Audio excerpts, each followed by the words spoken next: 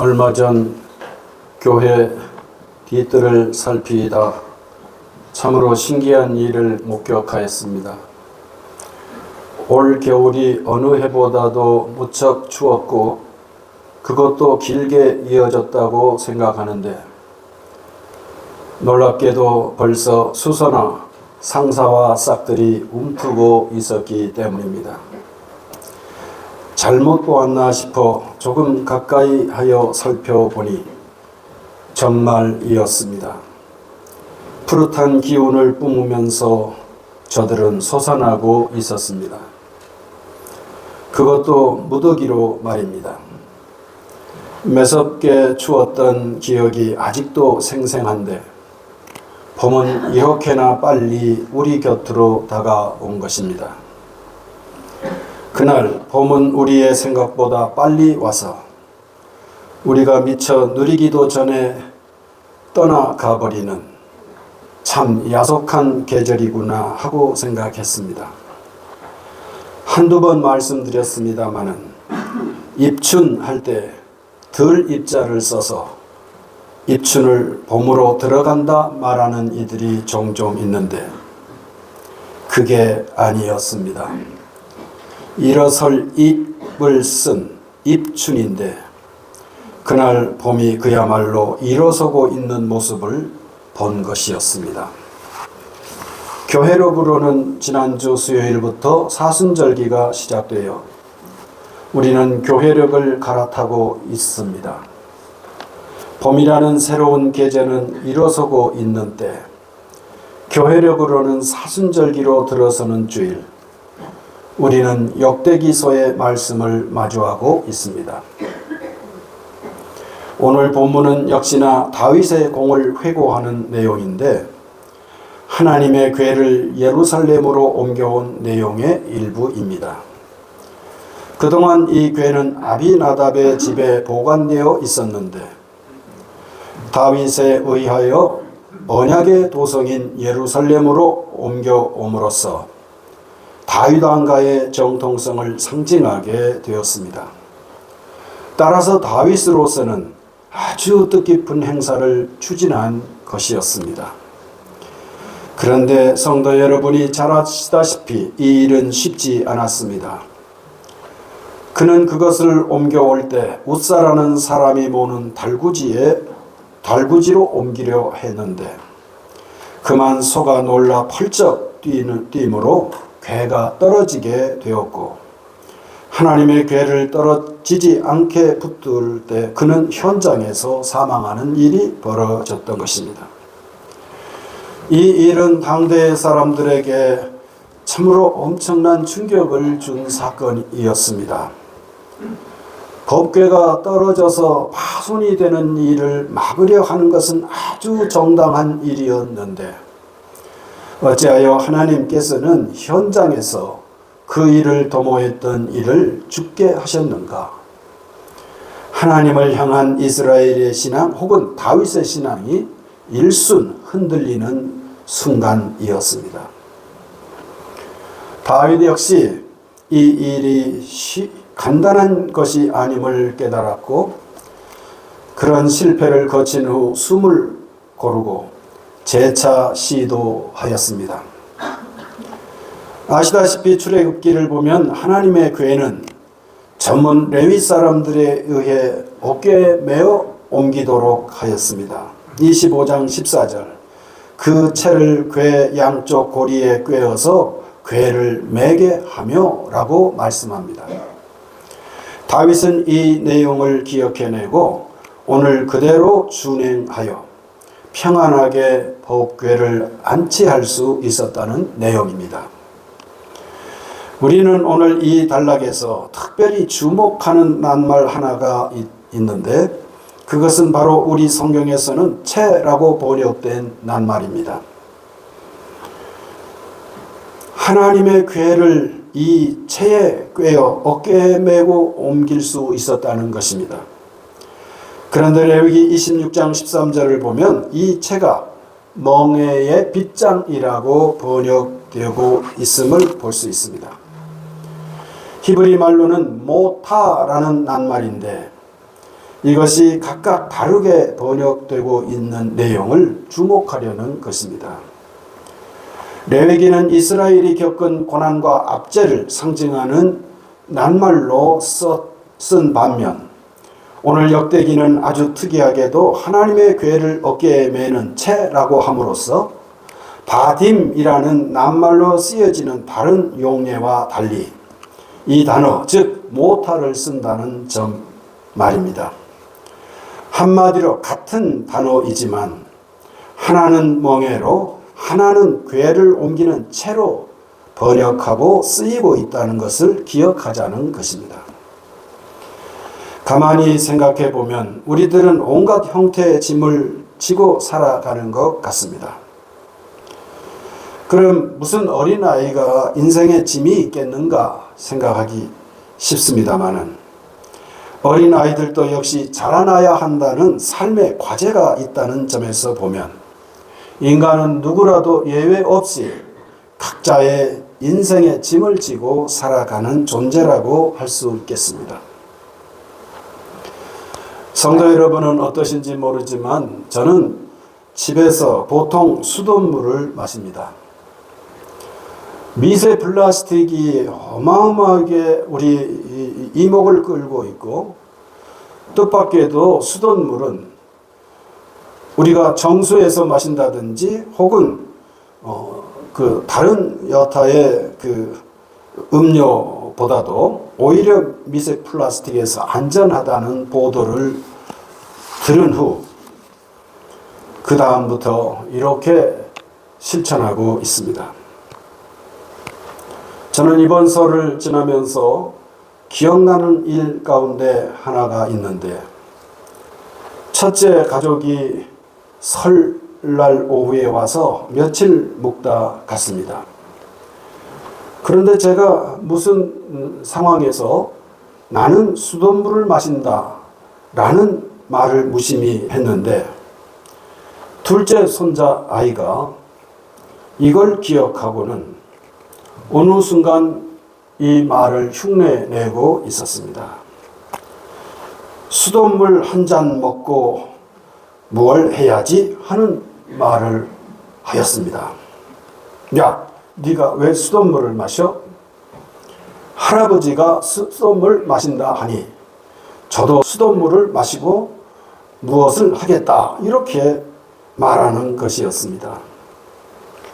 아이들은 천방지축 떠들지만 그래서 하는 말들을 안 듣는 것 같아도 어떤 건 정확히 들으면서 자라나고 있음을 그날 저는 무섭게 깨닫는 순간이었습니다. 누구나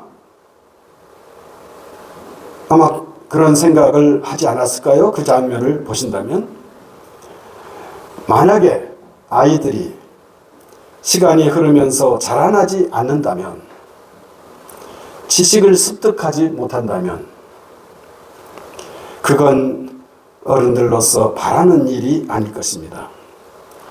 이렇게 누구나 인생의 짐은 회피할 수 없다고 생각합니다. 그래서 우리 예수님은 뭐라고 말씀하십니까? 마태복음 11장 28절 수고하고 무거운 짐진 자들아 다 내게로 오라 내가 너희를 쉬게 하리라. 성도 여러분, 채이든지 멍에의 빗장이든지 이 둘은 다 어깨에서 흔들리는 모양새를 그리고 있습니다. 그래서 실제로 히브리 말에서 흔들리다라는 뜻을 지닌 모트라는 낱말에서 이 모타라는 여성 명사가 생겨났다는 것입니다. 그렇게 짐을 지고 비척거리는 인생들을 향하여 우리 예수님은 다정하게 부르시고 계신 것입니다. 나에게 오라. 왜요? 나는 마음이 온유하고 겸손하니 나의 멍에를 메고 내게 배우라. 그리하면 너희 마음이 쉼을 얻으리니 라고 말씀하십니다. 그리고 예수님은 오늘 말씀 단락에서 우리 몫의 십자가를 당부하고 계십니다.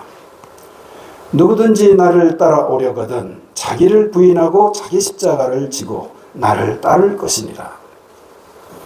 살고자 한다면, 진실로 살고자 한다면 예수께서 주님만이 감당하시는 저 골고다의 십자가, 라틴 말로 발음한다면 무엇이라고 할까요? 골고다는 히브리식으로 발음한 거라고 한다면 라틴 말로는 바로 갈보리라고 발음하는 그 십자가를 지신 것을 따라 우리 목서의 십자가를 지고 주를 좇으라는 말씀인 것입니다.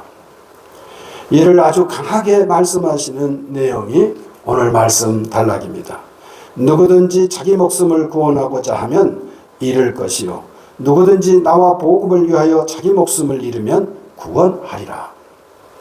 자기 십자가를 지고 따르는 일은 자기의 목숨을 구하는 일에 직결되는 것임을 주님께서는 이렇게 일깨우십니다. 오늘 예수님은 사람들과 제자들에게 특별하게 강조하십니다. 자기의 십자가를 찾아내고 그것을 잘 지도록 당부하십니다. 여기서 벗어날 생각은 말라는 말씀입니다.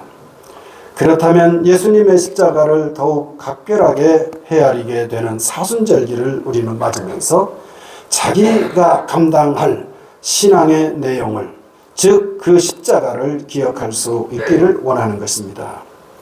금욕과 절제라는 큰 틀에서 자신의 경우에 맞는 일을 찾아 그것을 실천해 보기를 권합니다.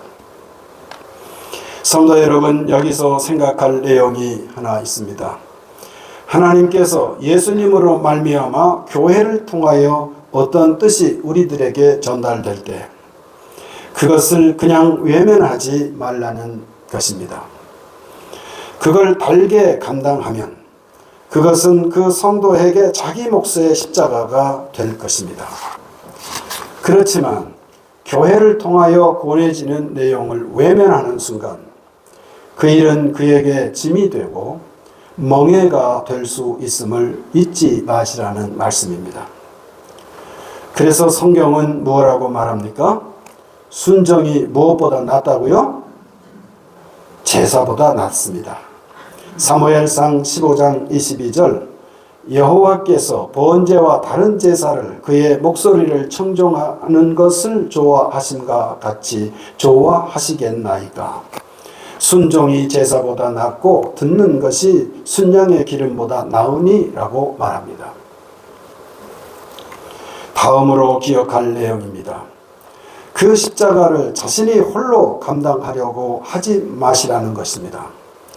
만약 홀로 지려 하면 그것은 자신에게 멍해가 되지만 주님과 함께 지게 된다면 그것은 자신에게 영광스러운 체가 된다는 말씀입니다. 헤니 나웬이라는 영성가가 우리 일생을 딱 두 마디로 정리하는데 아주 뜻깊게 와닿았습니다. 그분은 제1의 유아기와 제2의 유아기가 우리에게 있다라고 말하고, 제1의 유아기는 어린아이처럼 부모를 혹은 이웃을 의지하면서 성장하게 되지만 한없이 가족과 이웃에게 의지하면서 노화를 겪게 되는 이 두 번째 유아기를 통해 사람들은 자유에 이르게 된다고 말하였습니다. 의지하면서 이 세상에 태어나고 의지하면서 이 세상을 떠나는 존재, 그게 바로 인생이라고 그분은 말하였고, 이 두 번째 유아기의 죽음은 하나님의 선물일 수 있음을 기억하라고 당부하였습니다. 성숙한 그리스도인이란 여러 가지로 말할 수 있겠습니다마는 자기 고집과 자아를 따르기보다는 주님을 의지하고 이웃 성도들과 함께 교제하면서 배우고 따를 줄 아는 존재가 바로 참으로 성숙한 그리스도인이라고 믿습니다. 그래서 우리 예수님은 이렇게 일깨우십니다. 나의 멍에를 메고 내게 배우라. 이는 내 멍에는 쉽고 내 짐은 가벼움이라고 말씀하신 것입니다.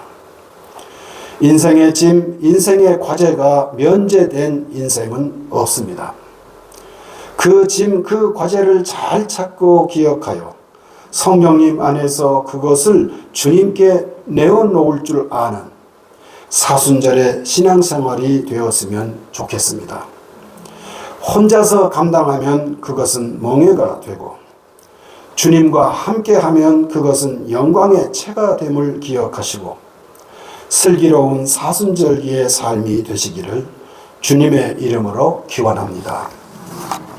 요한복음 14장 26절 보혜사 곧 아버지께서 내 이름으로 보내실 성령 그가 너희에게 모든 것을 가르치고 내가 너희에게 말한 모든 것을 생각나게 하리라 말씀하십니다. 성령 하나님께서 우리의 연약함을 넘어서 우리 몫의 십자가를 알아차리고 그것을 감당할 능력을 덧입혀 주시기를 간절히 소원하게 되는 절기입니다. 성령 충만함으로 이 몫을 감당하는 우리 모든 성도 여러분이 되시기를 기원합니다. 그러면서 한 가지만 좀 말씀드리고 싶습니다. 사순절기를 지내시면서 우리에게 주신 복음서 4권을 다시 한번 천천히 읽으시고 묵상하시는 일을 성도 여러분의 신앙적 과제로 한번 삼아 보시기를 권합니다. 만약 4권의 성경을 통독하시는 것이 좀 부담스럽다고 한다면 그 중에서 어느 성경 하나라도 택하여 그것을 읽고 묵상하실 수 있기를 권합니다. 우리 예수님께서 감당하신 십자가의 무게를 헤아리시는 기회가 되기를 빌고 그리고 우리 몫의 십자가를 찾는 기회가 되기를 원합니다. 이것은 주님의 말씀입니다. 하나님 저희를 긍휼히 여기셔서 시절을 쫓아 봄을 맞게